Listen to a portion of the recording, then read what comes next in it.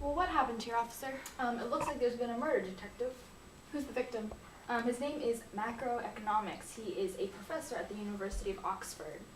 According to locals, he had an informative seminar about the changes in demand, such as the taste of buyers, income, prices of related goods, and consumer expectation. Any witnesses? No witnesses, but we have 5 suspects. Lead the way. Now, ma'am, do you mind telling me what happened to you tonight? Well, Professor Econ was holding his annual dinner party as usual. Miss Scarlett, Mrs. Peacock, Mr. Green, and Professor Plum were all invited. I believe they met at a economy convention for the rich and famous. I was working in the kitchen when I heard a scream, and I ran out to find Mrs. Scarlett and Mrs. Peacock standing over his body. Were either of them holding a weapon of some sort or have any blood on their clothes? Not that I could recall. I was so shocked. I doubt that I could remember. Don't worry, ma'am. We'll catch the culprit. Don't you worry.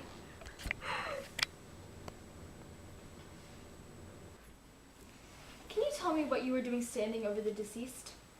Obviously, I was looking at the body with Miss Scarlett. But how did you get there, and why? Well, Miss Scarlett and I had been in the lounge with Professor Economy, but he left to go see the progress on dinner, and he was taking quite a while, so we went to follow him, and when Miss Scarlett saw the body, she screamed. Did you have any personal grudges against Mr. Econ? Nothing worth mentioning. Do you know anything that might help us with the investigation, like any other grudges? Well, I may have overheard a conversation between Professor Economy and Mr. Green. Apparently, Mr. Green was being blackmailed. I don't know what over. What can you tell me about Professor Plum, and where was he during all this? You don't know? He never showed up. Miss Scarlett, could I ask you a couple questions? Of course.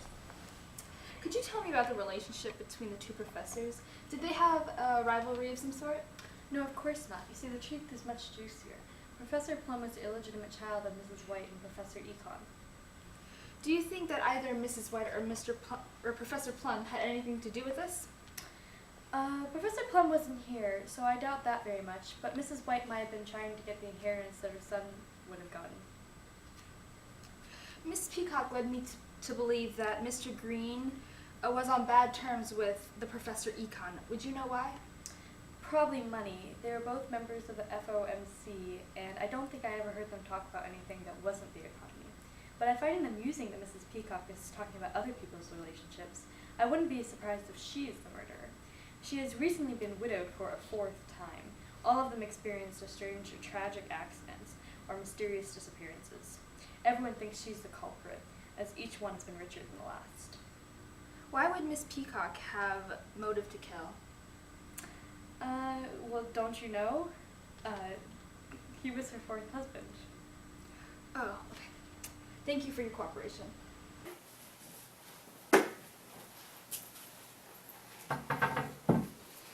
Look at that. Look! It looks like an economy in recession. Now, were you alone the entire time? Yes, I was attempting to practice. The senior professor and I like to gamble when we play billiard games. And while you were down here, did you notice anything strange, any weird noises at all? Everything is strange when the 6 of us get together. Could you please elaborate? Well, whenever we're together, somebody gets hurt. Did you have any grudges against the professor? We had our disagreements, but we were close business partners. I owned a large foreign company that had some debts to Professor Econ. I think that'll be all. Thanks. This keeps getting more and more confusing. Mr. Green seems especially suspicious. What did you find? Well, the women don't seem to have any motive, but they were the ones standing next to the body.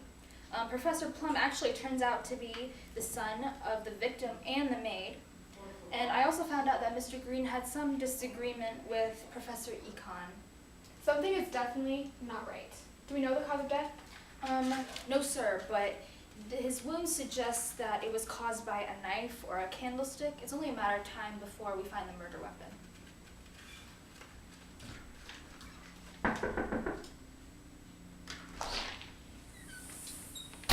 What's going on here? Professor Econ is dead. I'm sorry for your loss. No, you're lying. Sorry, darling, that's true. How? Well, we don't know that yet, but do you mind, if you don't mind me asking, what were you doing up until now? I was at my bank. I work at the New York Federal District Bank for the Federal Reserve. There was a discussion about the monetary policy, and they were talking about lowering the reserve ratio to increase aggregate demand, but I guess it's all pointless now that my father's gone. Thank you. We need to find more about the suspects' relationships with each other. I think if we dig deep enough, we can find a clear motive. First, let's watch how they interact with each other. Yes, sir. How are you holding up? I know how hard this must be for you. I've lost family members too. I don't know what I'm gonna do without him. How about we try a seance? You could talk to him. I understand you performed many before. I'd be delighted to help. Professor Economy, we implore you to speak beyond the grave.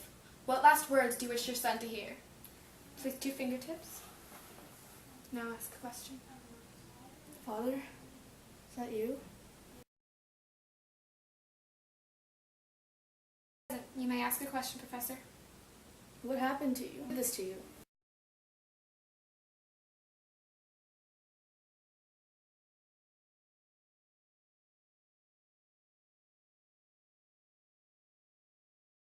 Do you remember anything?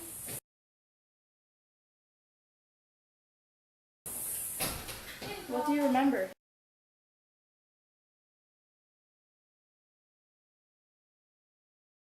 You, go find out who's upstairs. Yes, sir. It won't come off. I think you better come with me now.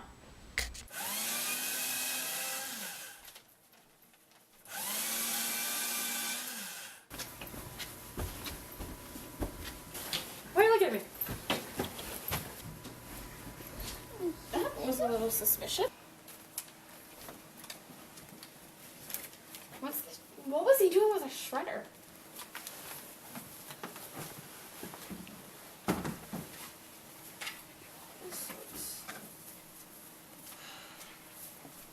Guess I'm gonna be here for a while.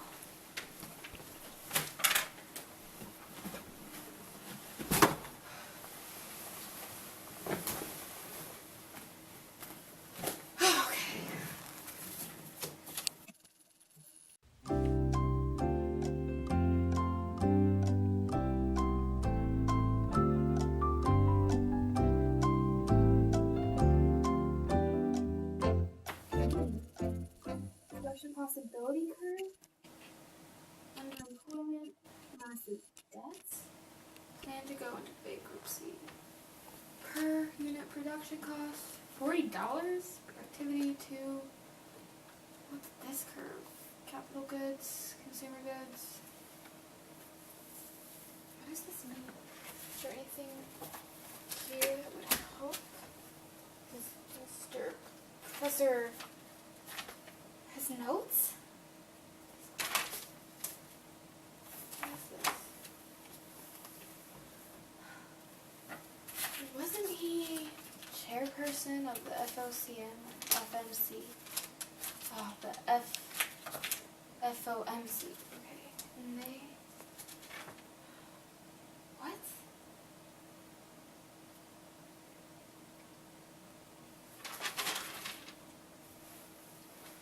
No, it's not about bonds. Though if it was, that'd be easy.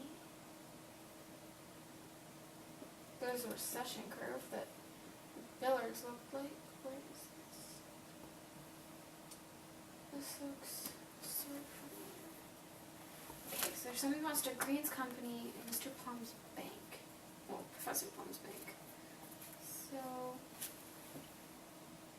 this just says he's loaning beyond the excess reserves. The required reserves? What is that? Okay, so the required reserves are how much they have to keep. So he's selling the required reserves?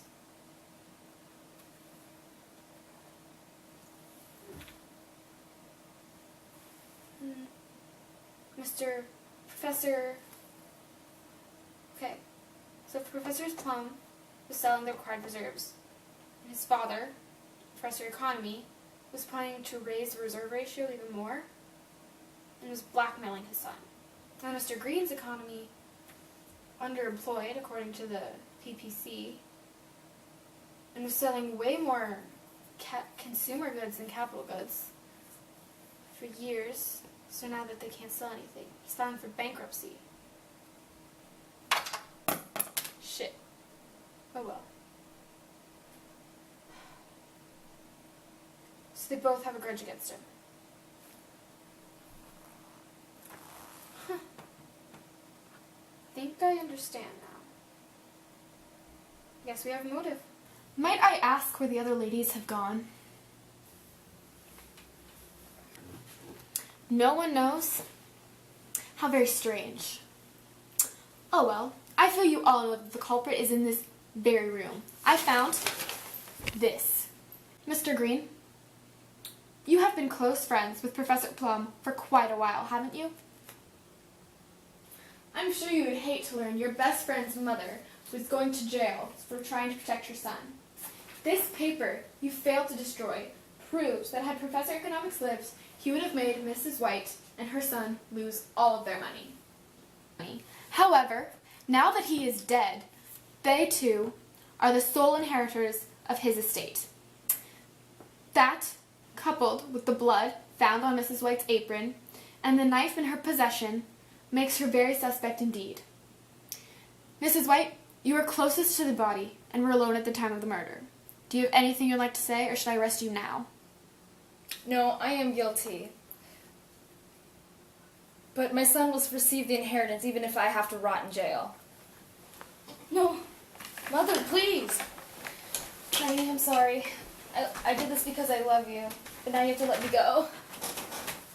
Why must I lose both my parents in one night?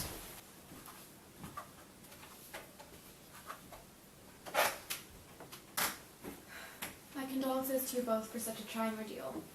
I cannot imagine the stress you must be under. Now this is truly tragic to you both. And to Miss Scarlett, I can only imagine how shocking it is to discover a woman who would be your mother-in-law would murder the father of her child in cold blood. I was just surprised by her choice of weaponry.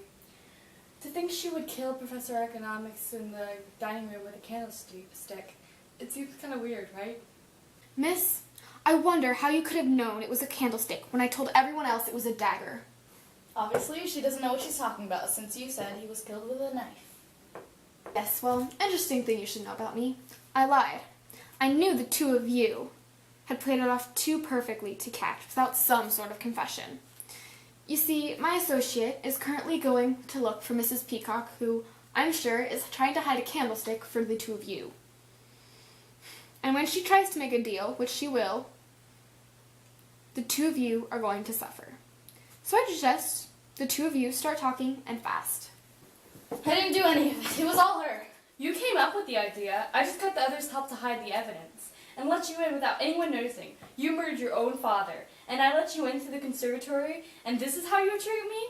I'm glad they found the candlestick because it has your fingerprints all over it. It was all of us. Father wasn't going to give me or Mother any of the money when he died. Mrs. Peacock made a deal that if I killed him, she would split the money. Miss Scarlett and I were going to run away. Mr. Green was going to get away with foreign debt, and I would have become the chairman of the FOCN. The two of you are under arrest. Anything you say can and will be held against you in the court of law. Take her! Not like this! Mr. Green, you're under the arrest for the obstruction of justice. Walk. Ma'am, you're free to go. Mom, no! I'm sorry, Mom. I did it for us.